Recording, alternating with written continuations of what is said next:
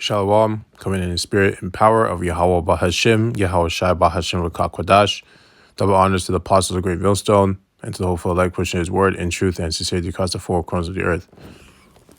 This lesson will be titled Meditating on Sophia. We're off at Proverbs 1 and 20. Wisdom crieth without, she uttereth her voice in the streets. So, one is that's the men of the Lord, speaking in the streets, the highways and byways, talking about, the salvation for Israel, what's going to happen to the other nations, the heathens, their judgment, and that's wisdom, right? Because those men, the hopeful elect, when we preach, that's wisdom we're speaking, right? So it's referred to as a she, because it's also referred to as Sophia, right? She crieth in the chief place of concourse, in the openings of the gates in the city. She uttered her words, right? Saying, how long, ye simple ones, will ye love simplicity, and the scorners delight in their scorning, and fools hate knowledge. So the ones that are doing this, that are speaking that wisdom, right, uttering her voice, are the hopeful elect, right? So we're going to go to Ecclesiasticus 14, start at 20. Blessed is the man that doth meditate good things in wisdom, and that reasoneth of holy things by his understanding. So you're always meditating on wisdom, good things, trying to be wise, right? Trying to understand things, right? In righteousness, right? It could be anything, really. He that considereth her ways in his heart, which is his mind, shall also have understanding in her secrets, right? So when you're constantly meditating, the Most High will reveal things to you because you're trying to gain wisdom, right? So he likes, because you're being diligent, right? You're being prudent also. Go after her as one that traceth, and lie in wait in her ways. He that prieth in at her windows shall also hearken at her doors. He that doth lodge near her house shall also fasten a pin in her walls. He shall pitch his tent nigh unto her, and shall lodge in a lodging where good things are. He shall set his children under her shelter, and shall lodge under her branches. By her he shall be covered from heat, and in glory shall he dwell. Right? So basically, wisdom will protect you. And it will, because the scriptures say, knowledge, wisdom, and understanding shall be the stability of thy times. Right? So you'll be covered from heat or cold. Right? Basically, you have protection. Right? And like it said here, the Most High is going to reveal these things to the ones that are constantly meditating on wisdom, right? Trying to gain understanding on righteous things, on holy things. And only the elect are going to do that, right? But we are the hopeful elect because we don't know who's part of the elect. Verse 15.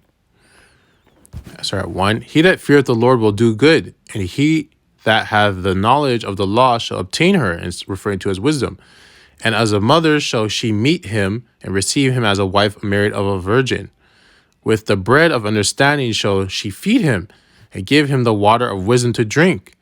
He shall be, and this is the ones that fear the Lord, so only the elect fear the Lord. So the only ones you're going to know are the only ones that really have the knowledge, wisdom, and understanding, right? The only ones that are following the laws to the best of their ability. The only ones, they're going to shine. As I go right here, wisdom. Let me get that real quick.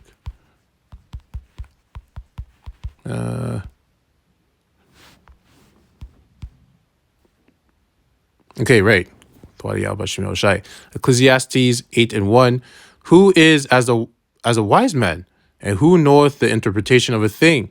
A man's wisdom maketh his face to shine, and the boldness of his face shall be changed.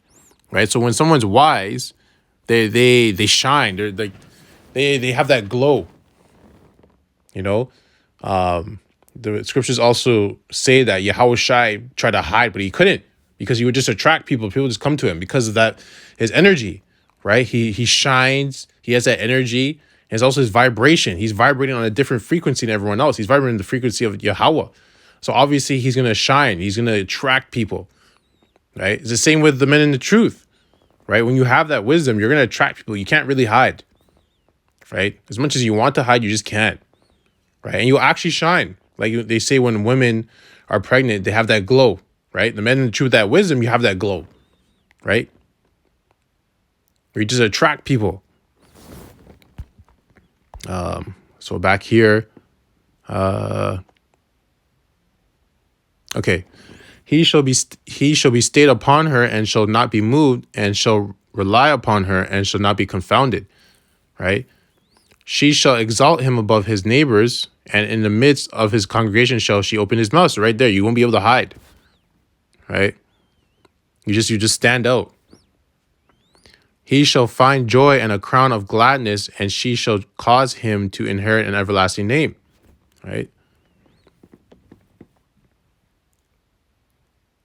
Now we're going to jump to,